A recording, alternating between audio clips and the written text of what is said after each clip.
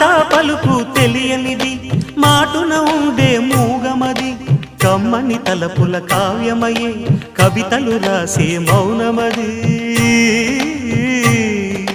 రాగల రోజుల ఊహలకి స్వాగతమిచ్చే రాగమది శృతిలయలరగని ఊపిరికి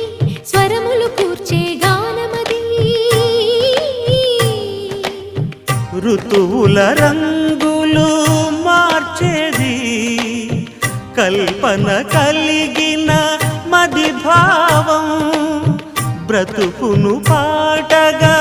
మలిచేది మనసున కదిలిన మృదునా